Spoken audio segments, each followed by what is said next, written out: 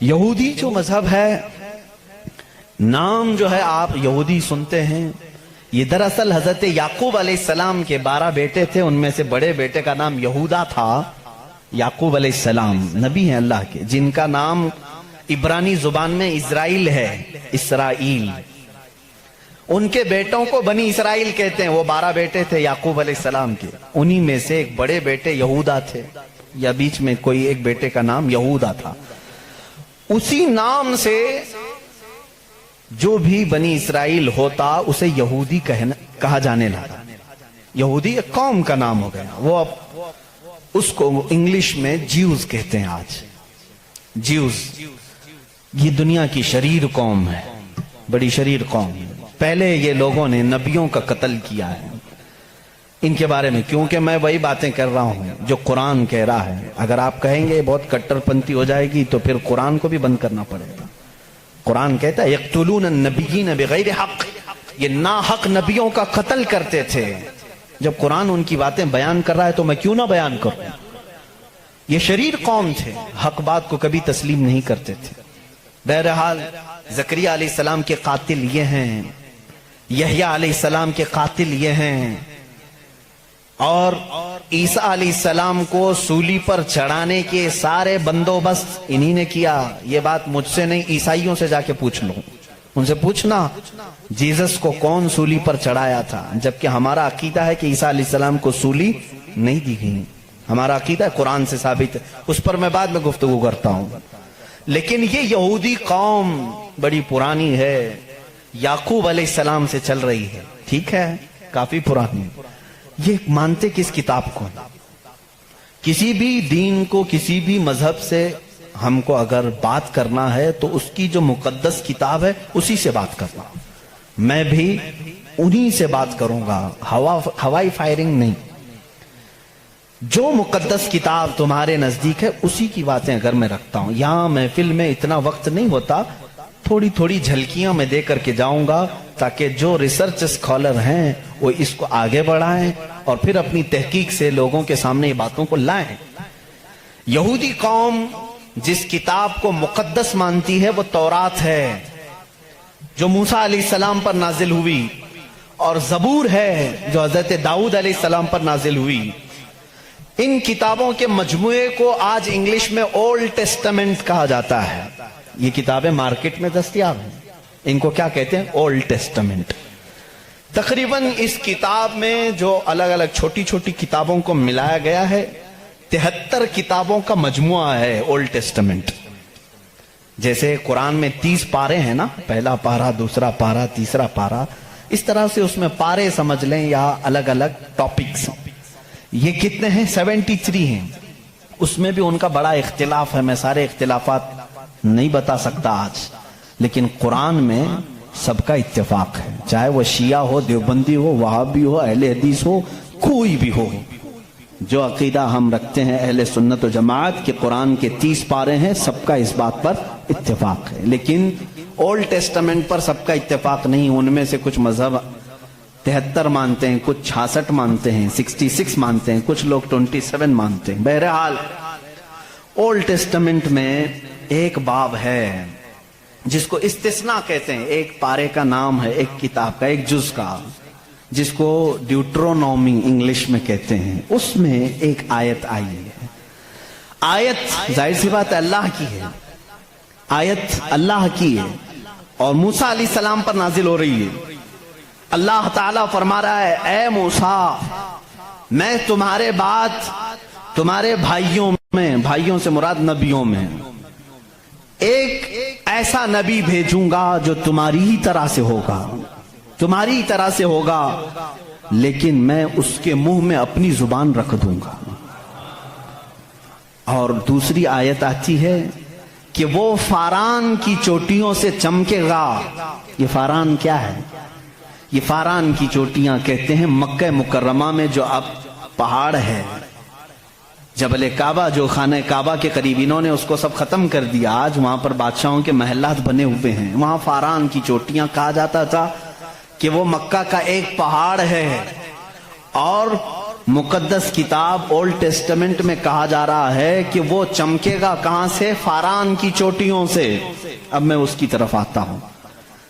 बेचारे ईसाई कहने लगे कि ये जो बशारत आई है मूसा अलैहिस्सलाम को, उससे मुराद हमारे नबी ईसा अलैहिस्सलाम हैं।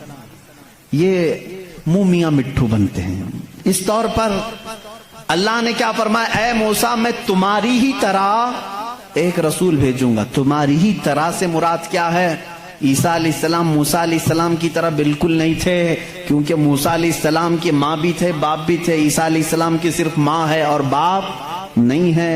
अगर माँ और बाप वाला कोई रसूल है तो वो मोहम्मद अरबी सल्लल्लाहु अलैहि वसल्लम, मेरे आका की माँ भी हैं, बाप भी हैं। मूसा अलैहिस्सलाम की तरह ईसा अलैहिस्सलाम नहीं हो सकते। ये मैं क्रिश्चियन से कह रहा हूँ, ईसाइयों से कह रहा हूँ, जो ये कहते हैं कि मूसा की बशारत में हमारे नबी का जिक्र है। मैं कह रहा हूँ नहीं, इसलिए कि मूसा अलैहिस्सलाम की शादी भी हुई थी, बच्चे भी हुए थे। ईसा अलैहिस्सलाम की शादी भी नहीं हुई, बच्चे भी नहीं हुए। वो 33 साल की उम्र में आसमानों पर उठा लिए गए। लेकिन अगर मूसा अलैहिस्सलाम की तरह शादी और बच्चे वाला कोई रसूल है, वो मोहम्मद अरबी सल्लल्लाहु अलैहि वसल्लम। शादी भी किया है आपने, बच्चे भी फरमाए। और दूसरी आयत जो मूसा अलैहिस्सलाम से ये कही गई कि वो फारान की चोटियों से चमकेगा, मेरे अजीजों, इसका मिस्दाक कोई दूसरा नबी हो ही नहीं सकता। मैं आपको तारीख बताऊं, फारान कहां है? मक्का में है। आदम अलैहिस्सलाम से लेकर हुजूर अकरम सल्लल्लाहु ताला अलैहि वसल्लम तक 1,24,000 कमोबेश नबी आए, लेकिन उनमें से एक भी नबी मक्का में नहीं पैदा हुए सिवाय मोहम्मद रसूलुल्लाह। कोई नबी मक्का में नहीं पैदा हुए, सिर्फ मोहम्मद अरबी सल्लल्लाहु अलैहि वसल्लम। मेरे आका सल्लल्लाहु अलैहि वसल्लम 40 साल तक मक्का मुकर्रमा में खामोश रहे, अपने अखलाक को, किरदार को इजहार करते हुए। लेकिन 40 साल की उम्र के बाद जब अल्लाह की वही आई, कुरान की आयतें आई, तो सबसे पहले मेरे आका सल्लल्लाहु अलैहि वसल्लम ने पूरे मक्का वालों को एक दावत देकर जमा किया था। कहां जमा किया? यही फारान की चोटियों में। यह पहला मजमा है, पहला जलसा है मेरे आका का। उसी जलसे में मेरे आका ने सबसे पहली मर्तबा ये ऐलान किया, ऐ मक्का वालों, मैं मोहम्मद अल्लाह का आखिरी रसूल हूं। हुजूर अकरम सल्लल्लाहु ताला अलैहि वसल्लम का ये फरमान आलीशान ही, जिसको मूसा अलैहिस्सलाम की तौरात में कहा गया कि वो फारान की चोटियों से चमकेगा। अल्हम्दुलिल्लाह, वो रसूल फारान की चोटियों से जो चमका, वो आज तक चमक रहा है। चमक तुझसे पाते हैं सब पाने वाले, मेरा दिल भी चमका दे चमकाने वाले। बरसता नहीं देख कर अब्र रहमत, बदों पर भी बरसा दे बरसाने वाले। या रसूल अल्लाह, मैं मुजरिम हूँ आका, मुझे साथ ले लो कि रस्ते में हैं जा बजा थाने वाले। हमारे तो रोड पर ही हैं। बहरहाल या रसूल अल्लाह, हमको अपने साथ ले लें, जा बजा हैं थाने वाले तो समझते होंगे। आला हज़रत ने शेर में जिक्र फरमाया। बहरहाल एक ओल्ड टेस्टामेंट की एक ही बात मैंने कही, ज्यूज से ये पूछें जा करके कि ये जिक्र आया है मूसा के बाद एक नबी आने वाले, वो कौन से नबी हैं? उनकी ये सिफत बयान की गई है ड्यूट्रोनॉमी इस्तिस्ना में। ओल्ड टेस्टामेंट में ये जिक्र आया है, वो कौन है, वो कौन सा रसूल है, आखिर तुम ही बता दो। वो आज तक नहीं बताएंगे। वो कहते हैं कि शायद आने वाला है। इस रसूल के बाद अब कौन और आने वाला है? अब कौन आने वाला है? चलो इसको नहीं मानते। दूसरी बात मैं कहता हूं, सुलेमान अलैहिस्सलाम को भी ये बहुत मानते हैं। कौन? ज्यूज, यहूदी, जिनको इंग्लिश में सोलोमन कहा जाता है। सोलोमन, हजरत सुलेमान अलैहिस्सलाम को ये सोलोमन कहते हैं। एक किताब यहूदियों के पास और मुकद्दस है, songs of Solomon. Songs of Solomon का मतलब हजरत सुलेमान अलैहिस्सलाम जो मुनाजात करते थे अल्लाह की बारगाह में, वो अशार होते थे इब्रानी जुबान के। जैसे हम कहते हैं या इलाही रहम फरमा मुस्तफा के वास्ते, ये दुआ है ना। सुलेमान अलैहिस्सलाम इस तरह दुआएं जो करते थे, वो सारे इन्होंने उसको सॉन्ग्स कहा है और उसको जमा किया गया है सॉन्ग्स ऑफ सोलोमन नाम से। इसमें तो शक की गुंजाइश ही नहीं, शक की गुंजाइश ही नहीं। क्योंकि हैरत इस बात की होगी, वो इब्रानी जुबान जिसको आज हेब्रू कहते हैं, इजराइल में आज भी बोली जाती है। ये इजराइल जो देख रहे हैं ना आप, जो नासूर है, कैंसर का फोड़ा है पूरे दुनिया के बीच में, यही इजराइल की बात मैं कर रहा हूं। ये آج بھی جو بولی بولتے ہیں وہ ہیبرو ہے، ہیبرو اس کو عبرانی کہتے ہیں. اس زبان میں آج بھی سانگس آف سولومن، حضرت سلیمان علیہ السلام کے مناجات میں یہ لکھا گیا ہے، سب سے پیارا، سب سے مبارک، سب سے شان والا، جس کی اللہ کے ہاں پہنچ ہے، جس کی اللہ کے ہاں مرتبت ہے، اس کا نام محمد ہے. یہ کون کہتا تھا؟ سلیمان علیہ السلام. اور نام لفظ محمد آج بھی موجود ہے عبرانی زبان میں، آج بھی لفظ محمد، اور اس کے ساتھ لفظ ام آیا. ام کہتے ہیں بڑا محترم شخص جس کی سارے لوگ عزت کریں. سلیمان علیہ السلام کہتے ہیں وہ ام ہے، ام ہے. ام کا مطلب ہیبرو میں ہے سب سے زیادہ عزت والا. اور سلیمان علیہ السلام نے وہ کر کے بھی دکھایا. وہ تخت پر جو بیٹھتے تھے سلیمان علیہ السلام، اس تخت کو جب آپ حکم دیتے ہواؤں میں اڑ تو وہ اڑنے لگ جاتا. جہاں کا آپ کو سفر کرنا ہوتا آپ سفر کرتے تھے. اور وہ تخت ایسا نہیں کہ ایک اڑن تشتری ہے چھوٹی سی، بلکہ اتنا بڑا تخت تھا کہ آپ کے دائیں جانب 500 نبی اس زمانے کے بیٹھتے تھے، بائیں جانب 500 اولیاء امت بیٹھتے تھے. اور وہ تخت جب اڑتا آسمانوں پر ہواؤں کو اللہ نے ان کے لیے مسخر کر دیا تھا، اور وہ جس طرف حکم کرتے اڑتا تھا. ایک مرتبہ یہ بھی اسرائیلی روایات میں بھی موجود ہے، سلیمان علیہ السلام اڑتے ہوئے جا رہے تھے، یہی تخت پر بیٹھے ہوئے، اچانک آپ نے تخت کو نیچے اترنے کا حکم دیا اور سارے لوگوں سے کہا پیدل چلو. تخت اٹھا کر لے جایا گیا، پیدل چلنے لگے. بہت لمبا عرصے تک، لمبی مسافت پیدل چلنے کے بعد پھر آپ سوار ہوئے، پھر سب کو سوار کر لیا. پھر ہوا کو کہا کہ اس تخت کو اڑا لے جائے فلاں سمت میں.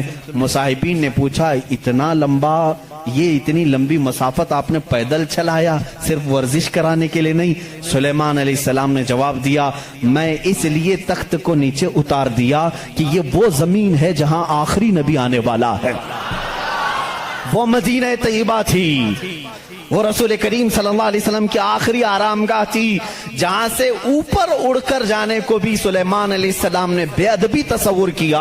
اور اسی لیے وہ اپنے سانگز میں، یعنی اپنے مناجات میں جو حضور صلی اللہ علیہ وسلم کے ساتھ لفظ ذکر کرتے ہیں وہ لفظ ام ہے. یعنی دنیا جس کی سب سے زیادہ احترام کرے وہ محمد عربی صلی اللہ علیہ وسلم ہے. آؤ جیوز، آؤ یہودیوں، پڑھو اس چیز کو کہ محمد عربی صلی اللہ علیہ وسلم کا ذکر سلیمان علیہ السلام نے کیا ہے، موسیٰ علیہ السلام نے کیا ہے. اب آتے ہیں، یہ تھوڑی سی جھلک ہے عیسائیوں کے اس دین میں جس کو آپ کرسچینٹی کہتے ہیں، کرسچن ہیں. ان لوگوں کا کیا دین ہے، کیا مذہب ہے، انٹروڈکشن کے لیے بڑا وقت لگ جائے گا. عیسیٰ علیہ السلام کے یہ پیروکار ہیں. عیسیٰ علیہ السلام کو یہ جیزس کہتے ہیں اور اس کو یسوع مسیح بھی کہا جاتا ہے اردو میں، جیزس. لیکن عیسائی بعد میں چل کر کے گمراہ ہوئے، شروع کے عیسائی گمراہ نہیں تھے. عیسیٰ علیہ السلام آئے دنیا میں اللہ کے رسول بن کر، اور جن لوگوں کو بھی عیسیٰ علیہ السلام نے تبلیغ کی وہ حق کی تبلیغ تھی، اللہ ایک ہے، میں اس کا نبی ہوں. لیکن بعد میں چل کر کے ہوا کیا، کچھ عیسائی گمراہ ہوئے. ان کو گمراہ کرنے والے بھی یہودی تھے. یہودی عیسیٰ علیہ السلام کو مانتے نہیں تھے، وہ گالیاں دیتے تھے، حضرت عیسیٰ علیہ السلام کے متعلق برے برے جملے کہتے تھے کیونکہ وہ بغیر باپ کے پیدا ہوئے. لیکن وہ اللہ کی مشیت تھی، حکم تھا. لیکن مریم، سیدہ بی بی مریم جن کو عذرا کہا گیا ہے، ان کو کسی مرد نے چھوا نہیں، کبھی زندگی میں چھوا نہیں. لیکن پھر بھی وہ حاملہ ہوئی، کسی مرد سے نہیں، کسی نے ان کو ٹچ نہیں کیا. اللہ رب العزت نے جبرائیل علیہ السلام کو صرف حکم دیا پھونک مارو. جبرائیل علیہ السلام نے پھونک دیا اور وہ حملہ ہوئی. اسی لیے عیسیٰ علیہ السلام کو روح اللہ کہا جاتا ہے، روح اللہ کہا جاتا ہے، وہ اللہ کی نشانی ہے.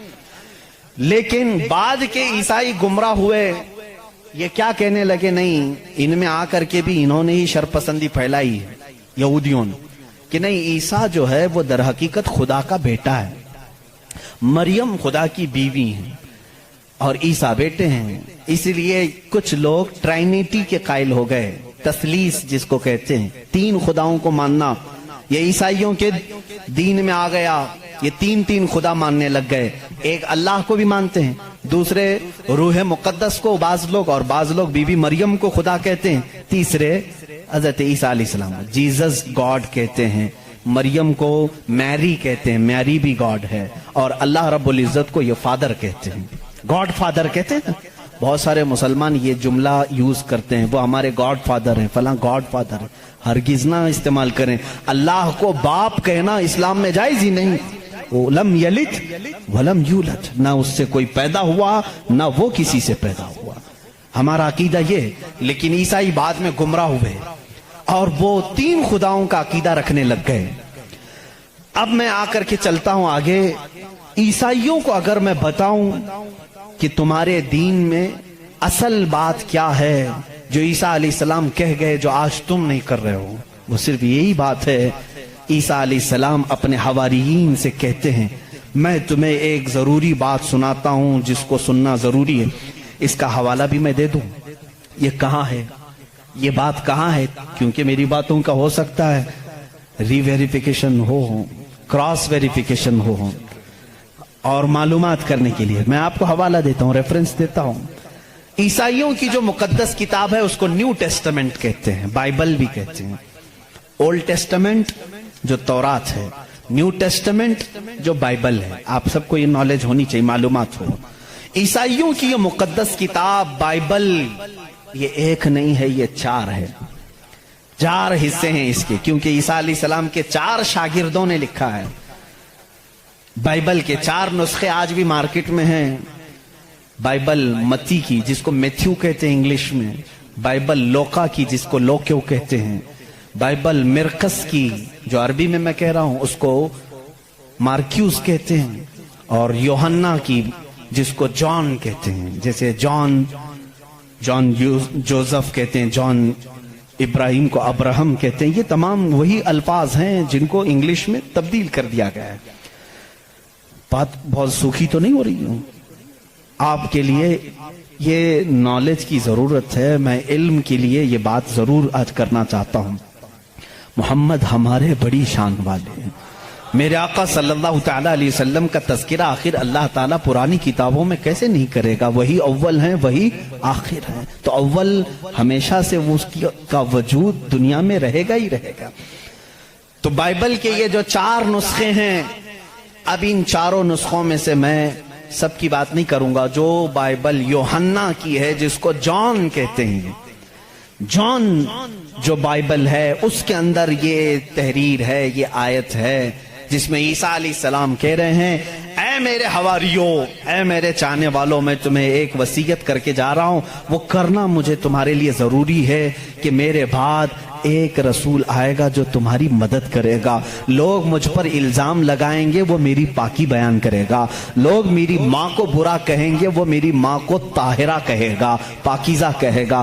اور میرے بعد ایک نبی آئے گا, تم سب اس کے انتظار میں رہنا اور اس کے انتظار میں رہنا اور اس کے تعاون میں رہنا.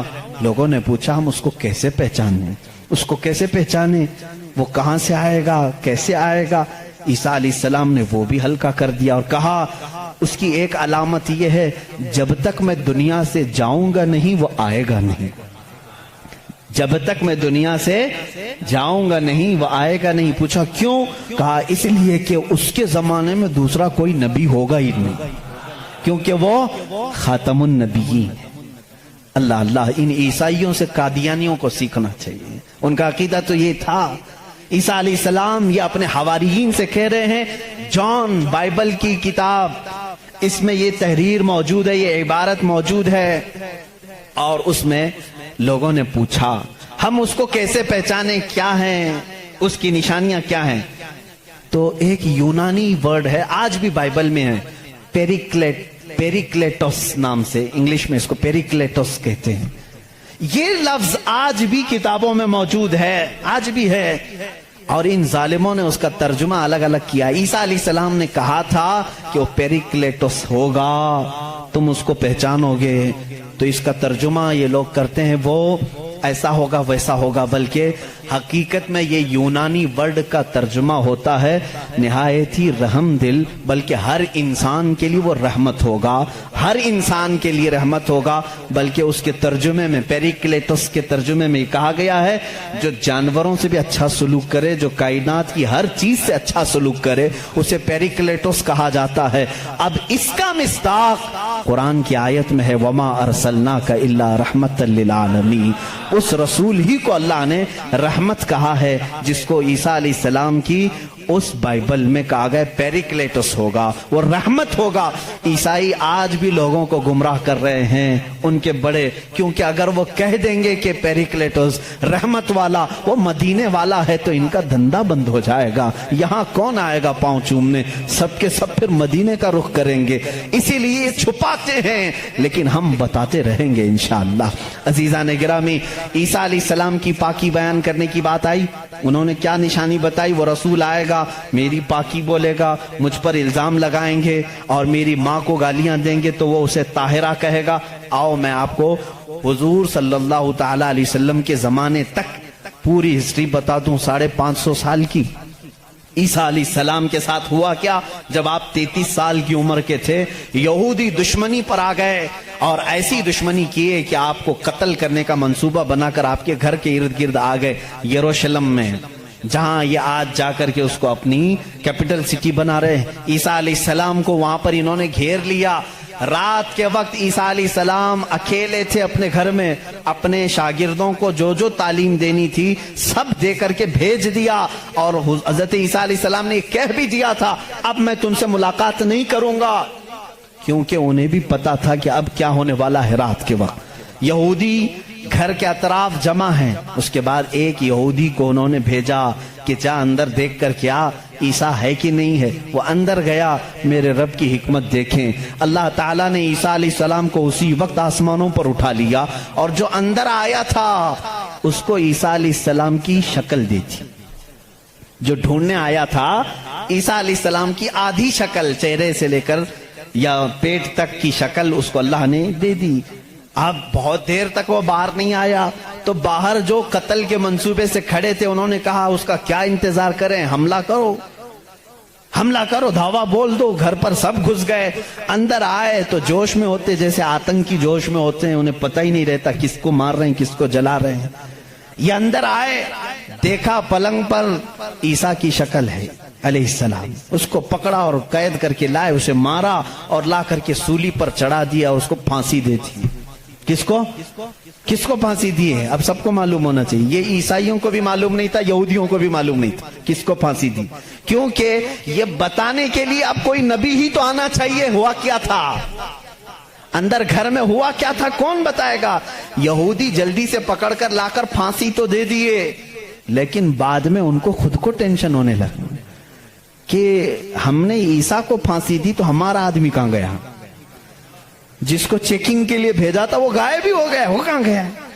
اور اگر یہ ہمارا آدمی ہے، کیونکہ نیچے سے ہمارا ہی دکھ رہا ہے، پیروں تک اللہ نے بدلا نہیں تھا، آدھی شکل اللہ نے عیسیٰ علیہ السلام کی دی تھی، نیچے سے دیکھنے میں تو یہ ہمارا ہی لگ رہا ہے، اور یہ اگر ہمارا ہے تو پھر عیسیٰ کہاں گئے؟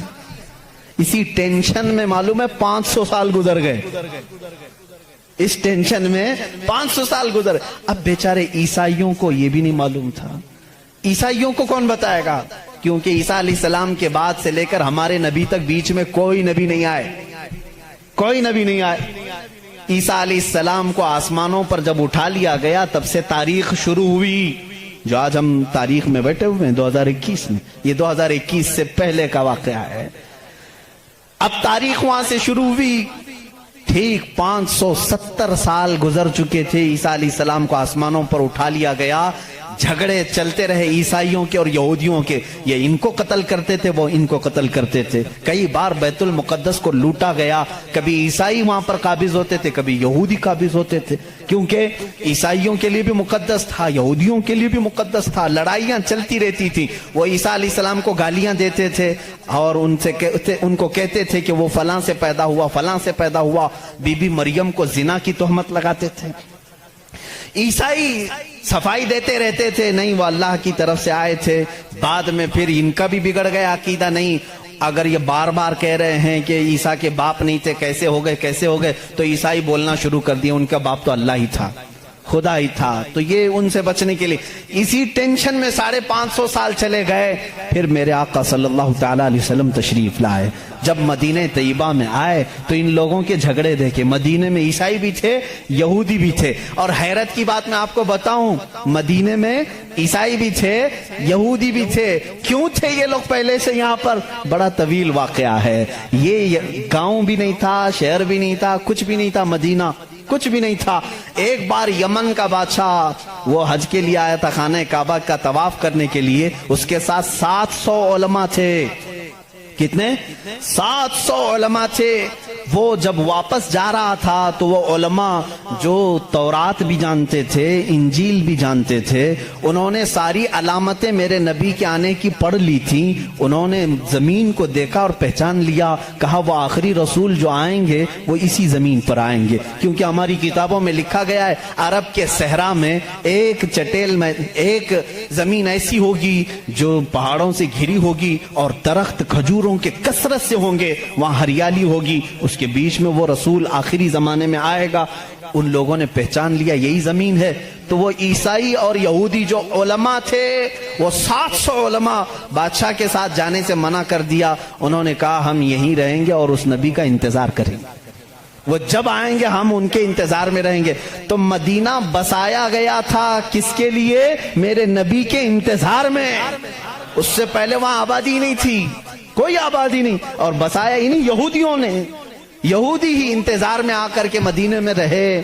اور اتنا ہی نہیں، وہ بادشاہ نے ان کے لیے سب کے لیے گھر بنائے، ایک آبادی بنی، اور اپنا ایک لیٹر بھی دے کر کے گیا کہ اگر وہ نبی آ جائیں تو میرا یہ خط ان کو دے دینا کہ میں بھی ان پر ایمان لاتا ہوں۔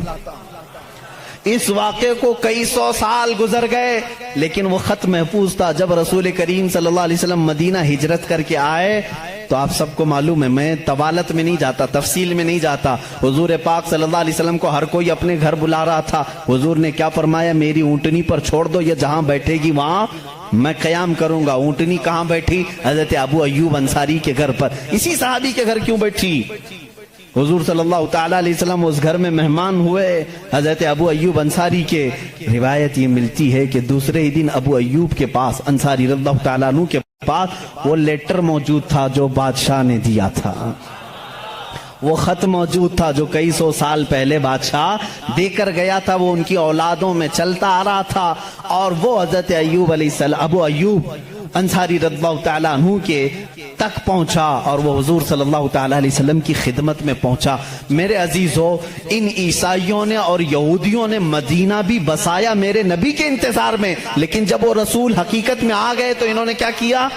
ایمان لانے سے انکار کر دیا، نہیں مانے، کیونکہ اس وقت دھندا زوروں پر تھا۔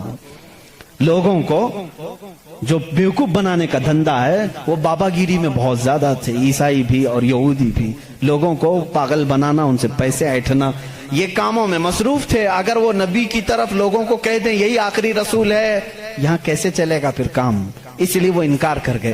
اب میں آپ کو بتاتا ہوں عیسیٰ علیہ السلام نے جو کہا تھا حواریین سے، وہ رسول آئے گا، میری پاکی بولے گا، اور بی بی مریم کو طاہرہ کہے گا جب لوگ ان پر الزامات لگا رہے ہوں گے۔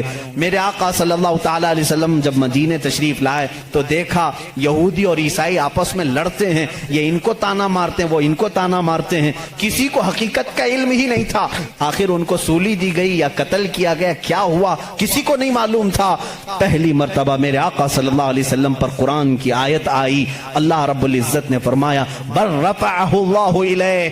یہ لوگ آپس میں جھگڑتے ہیں، ان کو یہودی کہتے ہیں ہم نے سولی پر چڑھا دیا، پھانسی دے دی، عیسائی کہتے ہیں نہیں وہ غائب ہو گئے ہیں، آئیں گے۔ اے نبی آپ فرما دیں نہ عیسائی صحیح کہہ رہے ہیں نہ یہودی صحیح کہہ رہے ہیں، بلکہ اللہ نے عیسیٰ کو آسمانوں پر اٹھایا ہے۔ میرے آقا صلی اللہ علیہ وسلم نے سب سے پہلی مرتبہ یہ بیان کیا، اور پھر یہودیوں سے کہا اے یہودیوں تم ہرگز بی بی مریم کی طرف انگلی نہ اٹھانا، اس لیے کہ وہ بتول ہیں، وہ عذرا ہیں، انہیں کسی بشر نے چھوا تک نہیں۔ عیسیٰ علیہ السلام جو پیدا ہوئے وہ اللہ کی نشانی ہے۔ اب مجھے بتاؤ، عیسائیوں کے اوپر 500 سال سے یہ غلاظت ڈال رہے تھے، کون؟ یہودی۔ 500 साल से गालियां दे रहे थे। इन ईसाइयों को एहसान मानना चाहिए मेरे रसूल पाक का। मेरे रसूल करीम सल्लल्लाहु ताला अलैहि वसल्लम ने सैयदना ईसा अलैहिस्सलाम की तहारत बयान की कि वो अल्लाह के बेटे नहीं है, वो पाकीज़ा हैं, वो अल्लाह की मखलूक हैं। और दूसरी तहारत बयान की सैयदा बीबी मरियम की कि वो पाकीज़ा है, ताहिरा है, बतूल है, अज़रा है। अब ईसाइयों को ये तस्लीम करना चाहिए कि हमको यहूदियों के इन इल्जामात से अगर किसी ने बचाया है तो वो मोहम्मद रसूलुल्लाह है। ईसाइयों की किताब में ये सारी चीजें मौजूद हैं मेरे अजीजों। अब यहाँ पर बात बहुत ज्यादा है, मैं आपको मुख्तसर लेकर के जा रहा हूँ। दुनिया के जो बड़े मज़ाहिब हैं, जो बड़े रिलीजियन हैं, उनमें से यहूदी भी हैं, ईसाई भी हैं। तीसरे नंबर पर अगर मैं बुद्ध मत का जिक्र करूं, बुद्धा जिसको गौतम बुद्ध कहते हैं, इस दीन का बानी, इस दीन का फाउंडर, इस दीन का मौजिद गौतम बुद्ध, उसकी तालीमात, उसकी किताबें आज भी मौजूद हैं। किताबें जो दसातीर कहलाती हैं, गौतम बुद्ध की किताबों में अखलाक ज्यादा सिखाए गए हैं, तसव्वुफ ज्यादा सिखाया गया है, दुनिया से किनारा कशी ज्यादा सिखाई गई है। जैसे आज भी गौतम बुद्ध के मानने वाले ये कहते हैं, ईसाइयों में जिस तरह फिरके हुए, इसी तरह बुद्ध मत में भी फिरके हुए। इसमें से जैसे कुछ नंगे रहने वाले, कुछ लोग कपड़े पहनने वाले, कुछ पूरी दुनिया को छोड़ने वाले, कुछ दुनिया में से थोड़ा चखने वाले, सब तरह के हुए। लेकिन गौतम बुद्ध की जो तालीमात थी वो दुनिया से किनारा कशी के लिए थी। गौतम बुद्ध दुनिया का एक बड़ा, उस जमाने में पैरोकार जिसके रहे हों ऐसा शख्स था। अब उसकी एक किताब जो उसके एक शागिर्द ने लिखी है, उसकी तालीमात को जमा किया है, जिसको कहते हैं चकावती सनन्ना, ये किताब है। उस किताब में गौतम बुद्ध तालीम दे रहा है, कहता है कि ऐ मेरे चाहने वालों, ऐ मेरे मुरीदों, ऐ मेरे शागिर्दों, सुनो मैं तुम्हें एक बड़ी बात बताता हूं। कहा मैं एक ही बुद्धा नहीं हूं, दुनिया में एक बहुत बड़ा बुद्धा आएगा। बुद्धा कहते हैं पाकीज़ा और मुकद्दस आदमी को, मुकद्दस आदमी को बुद्धा उस जुबान में कहा जाता है। एक और एक बड़ा बुद्धा आएगा और वो तबलीग करेगा। उसकी तबलीग शुरू में भी उरूज पर होगी और जब फैलेगी तो हजारों की तादाद में होगी। उसने कहा जिस तरह मेरे शागिर्द सैकड़ों में हैं, उसके शागिर्द लाखों में होंगे। बुद्धा ने कहा गौतम बुद्ध ईसा अलैहिस्सलाम से भी 700 साल पहले का है। 700 साल पहले ईसा अलैहिस्सलाम से, मैं तो ईसा अलैहिस्सलाम का जिक्र कर चुका अभी। गौतम बुद्ध की तालीमात में ये है, किताब आज भी है चकावती सनन्ना जिसका मैं जिक्र कर रहा हूं, जिसमें एक लफ्ज उसने कहा कि एक शख्स आएगा जो लोगों के दिलों को बदल देगा, लोगों को बुरे अखलाक से निकालेगा, वो शराब को मना करेगा और वो लोगों की जानों को बचाएगा, वो औरतों की इज्जत करेगा और वो निहायत ही हसीन व जमील होगा। ये सब अल्फाज मौजूद हैं। उसके शागिर्दों ने पूछा अब वो आएगा तो हम उसको कैसे पहचानें? उसने भी एक लफ्ज कहा, उसने कहा वो मैत्रिया होगा। ये वही अल्फाज मैं बयान कर रहा हूं, थोड़े खुश्क हैं, इसको समझ लें आप, इसलिए कि मेरी तकरीर वो लोग भी सुनेंगे तो वो चेक करेंगे। मैत्रिया होगा। गौतम बुद्ध कहता है वो आएगा, वो उसको मैत्रिया कहेंगे, मैत्रिया कहेंगे। मैत्रिया का अब लफ्ज का तर्जुमा निकालना पड़ेगा कि क्या है ये, हकीकत में इसका माना क्या है। मैत्रिया का जब अरबी में ट्रांसलेट किया गया तो उसको कहा गया रहमतुल लिल आलमीन।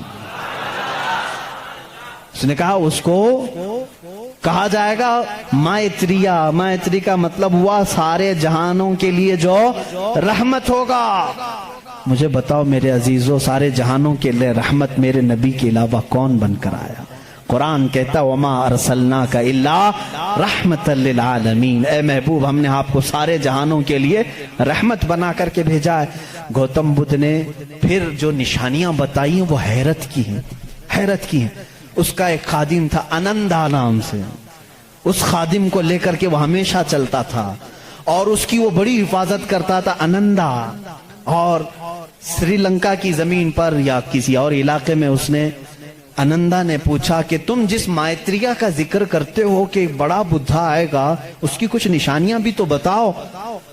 تو اس نے کہا گوتم بدھ نے کہ مجھے جہاں تک معلوم ہوتا ہے جس طرح تو میرا انندا ہے اسی طرح وہ مائتریا کا بھی ایک خادم ہوگا جو اسے کندھوں پر بٹھا کر کے ایک غار تک لے جائے گا.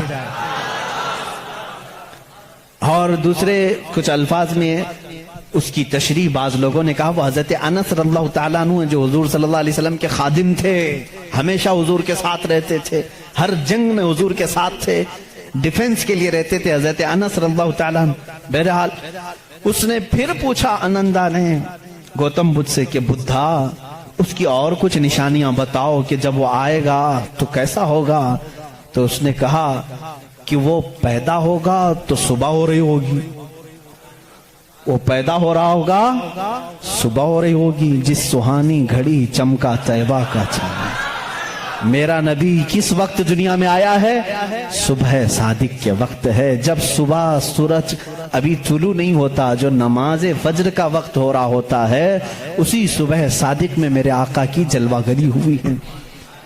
یہ ان کی کتابوں سے. میں پہلے اب یہاں پر ایک بات اس کو واضح کر دوں, اسپشٹ کر دوں اس چیز کو ان کی زبان میں, کہ ہمیں ہماری نبی کو پہچاننے کے لیے کسی دوسرے دین کی ضرورت نہیں.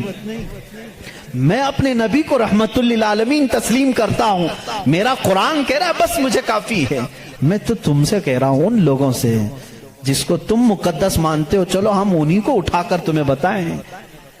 ظاہر سی بات ہے الفضل لما شہید بہ الاعداء, عربی میں کہا جاتا ہے فضیلت تو اس کی ہے جس کی دشمن بھی گواہی دیتے ہیں. اب بدھا یہ کہتا ہے, گوتم بدھ یہ کہتا ہے کہ وہ بدھا آئے گا تو وقت صبح کا ہو رہا ہوگا.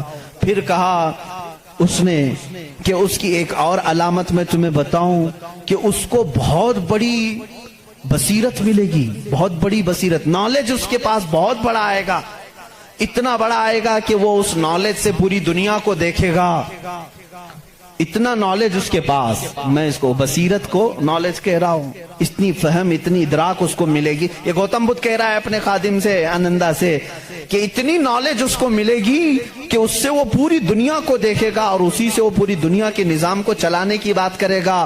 لیکن اس کی علامت یہ کہ یہ ہوگی کہ وہ جو نالج, وہ جو بصیرت اس کو ملے گی اس بدھا کو, وہ رات کے وقت ملے گی. وہ کب ملے گی؟ رات کے وقت ملے گی. میں یہ کہتا ہوں جس بصیرت کا وہ ذکر کر رہا تھا میرے مصطفیٰ کے لیے, وہ قرآن پاک ہے اور وہ نازل ہوا ہے. قرآن خود کہتا ہے انا انزلناہ فی لیلۃ القدر, ہم نے قرآن کو نازل کیا ہے. کب نازل کیا ہے؟ لیلۃ القدر میں, رات کے وقت نازل کیا ہے. گوتم بدھ کہہ رہا ہے اسے ایک بصیرت ملے گی, بہت بڑی نالج ملے گی, اور وہ رات کے وقت ملے گی, اور وہ رات بہت چمکدار ہوگی. وہی تو ہمارا قرآن کہہ رہا ہے لیلۃ القدر خیر من الف شہر. اس رات کو تم کیا جانو, وہ ایک رات 1000 مہینوں سے بہتر ہے. رات کے وقت بصیرت ملی. تیسری اور ایک اس نے علامت بتائی. اس کے خادموں نے بہت پوچھا, انہوں نے پوچھا اچھا کیا, باقی بدھوں کے لیے پوچھا, اور اس نے کہا کہ اس کی ایک اور علامت تم دیکھو کہ وہ مائتریا جو ہے, وہ جو سب سے بڑا بدھا ہوگا, وہ جب دنیا سے جا رہا ہوگا تو وہ بھی رات کا وقت ہوگا. دنیا سے جا رہا ہوگا وہ بھی رات کا وقت ہوگا, لیکن اس کے چلے جانے کے بعد کوئی اس جیسا بدھا قیامت باقی کبھی نہیں آئے گا, کبھی نہیں آئے گا. اور اس رات اندھیرا ہوگا. یہ سب اس نے, یہ چکاوتی سننا جو کتاب میں بتا رہا ہوں اس میں اور کچھ دساتیر ہیں, اس میں یہ باتیں بیان کی گئیں. اب میں آپ کو بتاؤں وفات رسول کے متعلق.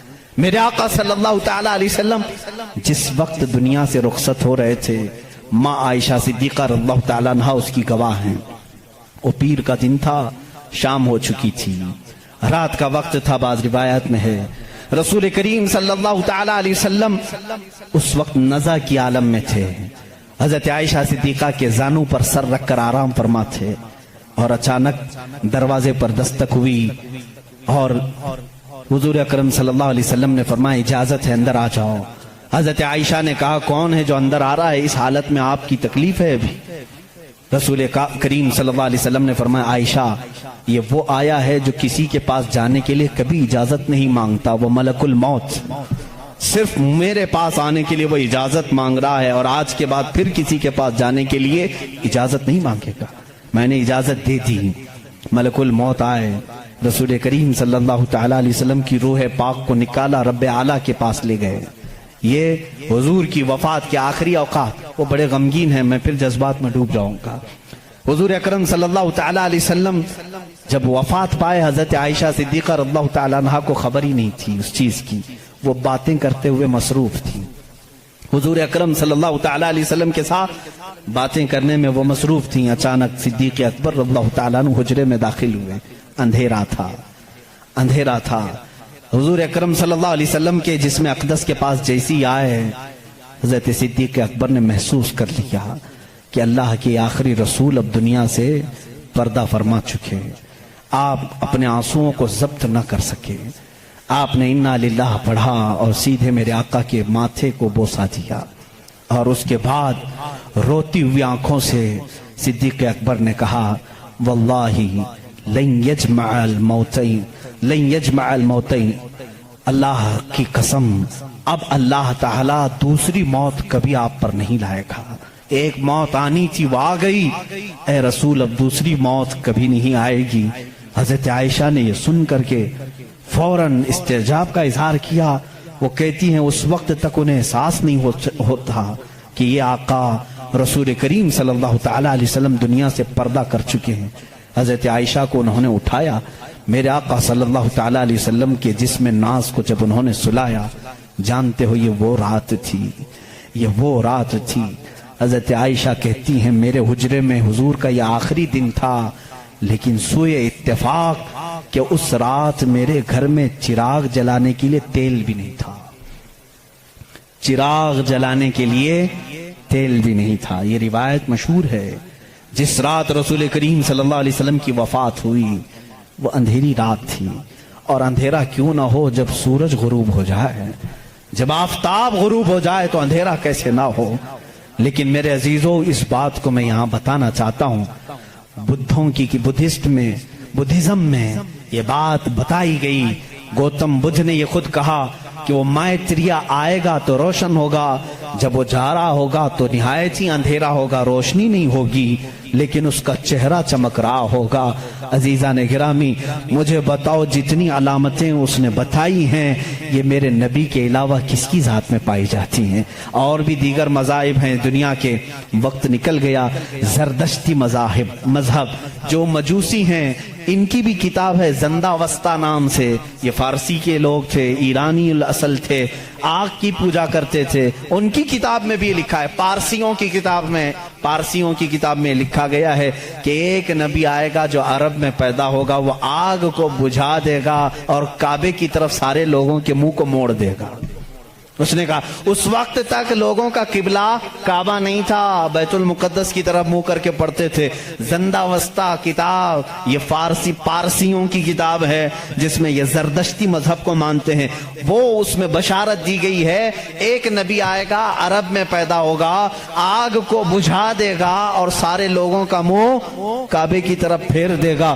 مجھے بتاؤ کعبے کی طرف کسی اور نبی نے نہیں پھیرا، بلکہ مصطفیٰ کریم صلی اللہ تعالی علیہ وسلم جب مدینہ طیبہ تشریف لائے اس وقت بھی لوگوں کا قبلہ بیت المقدس تھا، بیت المقدس قبلہ تھا۔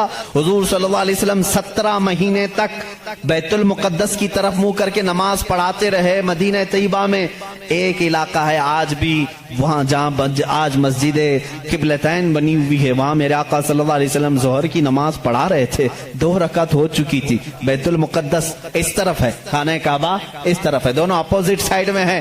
بیت المقدس کی طرف منہ کر کے میرے آقا امام ہیں، نماز پڑھا رہے ہیں، پیچھے صحابہ کی صفیں، 2 رکعت ہوئی تھی۔ حضور کے دل میں یہ خیال آنے لگا کاش ہمارا چہرہ کعبے کی طرف ہوتا تو اچھا ہوتا۔ بیت المقدس بھی افضل ہے لیکن کعبہ وہ ہے جہاں میرے آقا کی ولادت ہوئی ہے، میرے آقا کا آبائی وطن۔ حضور کعبے سے نہایت محبت کرتے تھے، اگر ہمارا قبلہ ہمارے چہرے کا رخ اس طرف ہوتا تو زیادہ اچھا ہوتا۔ یہ دل میں خیال کر کے میرے آقا آسمان کی طرف یوں دیکھ رہے تھے، کب نماز کی حالت میں 2 رکعت ہو چکی ہے، دوسرے پارے کا پہلا صفحہ ہے۔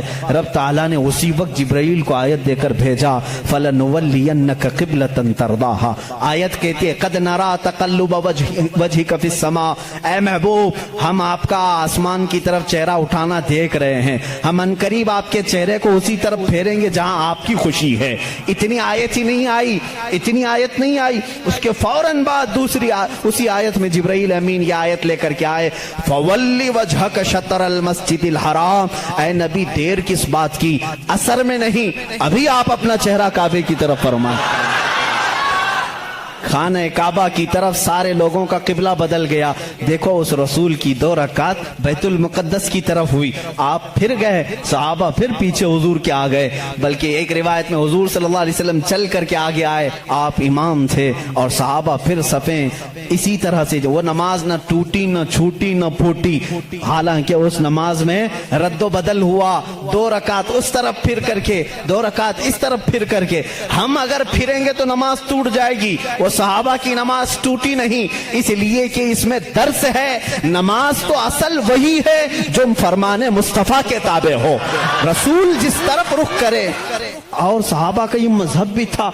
कुछ सहाबा बयान कर रहे हैं, बुखारी शरीफ की हदीस है, मुस्लिम में हदीस है। एक सहाबी से पूछा गया हुजूर अकरम सल्लल्लाहु तआला अलैहि वसल्लम ज़ोहर और असर की नमाज में कुछ पढ़ते थे कि नहीं पढ़ते थे? सिर्री नमाज है ना, किरात तो नहीं होती थी, लेकिन हुजूर इमाम होते, वो खुद भी खामोश खड़े होते या पढ़ते थे? ये बड़ा अजीब सवाल है ना। अब जोहर की नमाज में हुजूर कुछ पढ़ते भी थे कि नहीं पढ़ते थे? सब इमाम खामोश रहते हैं, लेकिन आपने कभी पूछा इमाम साहब आप खामोश तो हैं, सीधे मुंह बंद करके खड़े रहते हैं या कुछ आप हल्के हल्के में पढ़ते हैं? सहाबा से किसी ने पूछा, कुछ सहाबा ने कहा नहीं हुजूर पढ़ते हैं। सुनाई तो किसी को नहीं देता था। उस सहाबी से पूछा गया कैसे मालूम हुजूर नमाज में पढ़ते हैं? कहते हैं हुजूर अकरम सल्लल्लाहु अलैहि वसल्लम की दाढ़ी हिलती हुई हम नमाज में देखते थे, हुजूर पाक की दाढ़ी हिलती थी, इसकी अलामत है कि हुजूर कुछ तिलावत करते थे। अब उस सहाबी से पूछो आपका चेहरा किस तरफ होता था?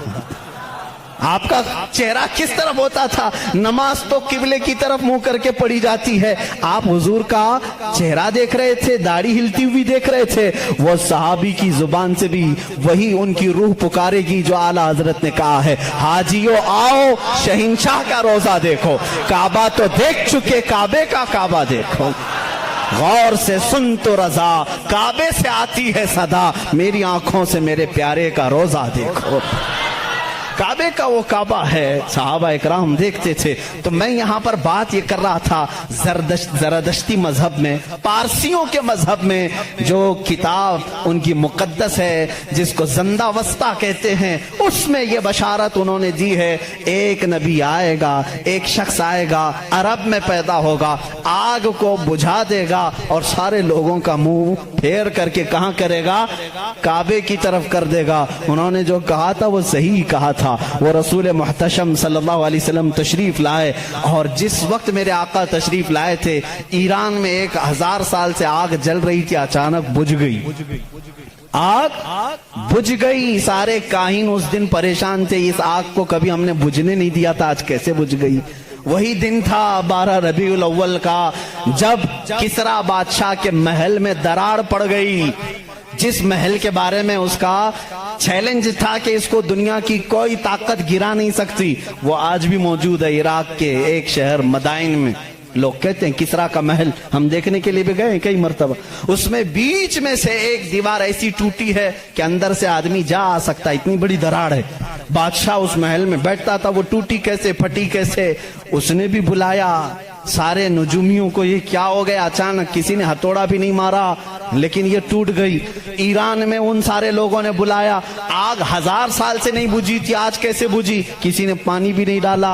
दोनों जगह जो नजूमी जमा हुए थे सबों ने एक ही जवाब दिया। ईरानियों को, पारसियों को ये कहा, आग कोई पानी डाल करके नहीं बुझाया, कोई तो ऐसा पैदा हुआ है जो अब आग के लिए खतरा होगा, आग उसके लिए ठंडी हो जाएगी और वो आग के पुजारियों के लिए ایک بڑا مسیحا بن کر کے, ان کے لیے دین کا ایک مبلغ بن کر کے آئے گا, ان کو آگ کی عبادت سے نکالے گا اور وہ کسی خدا کی عبادت کے لیے لے جائے گا. اس دن نجومیوں نے انہیں کہا, اور ادھر عراق میں کسرا نے جب بلا کر کے میٹنگ لی, کیوں دیوار کٹی, کیوں دیوار ٹوٹی, اس سے بھی انہوں نے کہا ہتھوڑا تو کسی نے نہیں مارا, لیکن ایسا لگتا ہے کہ دنیا میں کوئی ایک بچہ ایسا آیا ہے جو پورے لوگوں کے دلوں کو تبدیل کرنے والا ہے. ہم نے پڑھا ہے کہ اس کے آتے ہی عجیب و غریب باتیں ہوں گی. میرے عزیزوں, پارسیوں کی کتابوں میں واقعات موجود ہیں. اسی لیے اعلیٰ حضرت نے فرمایا جس دن وہ رسول پیدا ہوئے تھے ایران کی آگ بجھ گئی, کسرا کے بادشاہ کا محل تڑک گیا, دیوار میں شگاف آ گیا, چر گئی. تو اے میرے لوگوں, اے میرے سنی بھولے بھالے مسلمانوں, تم اس دن کو ہلکا کیوں سمجھتے ہو؟ حشر تک ڈالیں گے ہم پیدائش مولا کی دھوم, حشر تک ڈالیں گے ہم پیدائش مولا کی دھوم, مثل فارس نجد کے قلعے گراتے جائیں گے. بات تو سمجھ میں آ گئی ہوگی نا. اکثر شعر خود نہ تھے راہ پر اوروں کے عادی بن گئے, کیا نظر تھی جس نے مردوں کو مسیحا کر دیا, مردوں کو مسیحا کر دیا. اس رسول سے تمہارا رشتہ ہے, نسبت ہے, ہلکا مت سمجھنا. اب میں سمجھتا ہوں جس نوجوان کے اندر یہ فیلنگ آتی ہے پتہ نہیں دنیا مجھے کیا کہے گی, میں داڑھی رکھوں گا, میں ٹوپی پہنوں گا تو کیا سمجھے گی, ایسا نہ سمجھو. اگر داڑھی عیب ہوتی تو کائنات کے سب سے حسین چہرے پر داڑھی کبھی نہیں آتی. دو جملے آج میری تقریر سے لے کر کے جاؤ. دنیا میں سب سے زیادہ حسین کس کو سمجھتے ہو, کس کو سمجھتے ہو؟ اور سمارٹ اور ہینڈسم کے لیے داڑھی چھلانا تم کیسے سوچتے ہو؟ داڑھی چھلانے کو ہینڈسم بننا اور سمارٹ یہ ہو ہی نہیں سکتا. اگر یہ عیب ہوتا تو سب سے حسین چہرے پر کبھی آتی ہی نہیں, آتی ہی نہیں. دنیا کے سب سے حسین چہرے پر داڑھی تھی, اور دنیا کی سب سے مقدس عورت فاطمہ کے سر پر دوپٹہ تھا. یہ دو جملے آج میرے کافی ہیں, دو جملے میرے کافی ہیں. اگر سب سے زیادہ عزت والی ہونے کے لیے کوئی عورت دوپٹہ کھینچ کر کے ننگے بال گھومتی ہے تو بیوقوف ہے. اس لیے کہ کائنات کی سب سے محترم خاتون جس کے لیے قیامت میں بھی اعلان ہوگا, اے لوگوں اپنی آنکھیں نیچی کرو, فاطمہ بنت محمد جنت کی طرف جا رہی ہیں. اس خاتون کو جو عزت ملی ہے اس کے سر پر جب دوپٹہ ہے تو پھر دوپٹہ کمتری کی علامت نہیں ہو سکتا. جس کے سر پر دوپٹہ ہے وہ عالی شان ہے, جس کے چہرے پر داڑھی ہے وہ عالی شان ہے. اس لیے کہ میرے رسول کا وہ غلام ہے.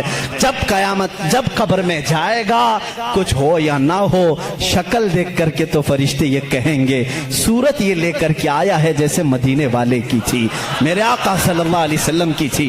اب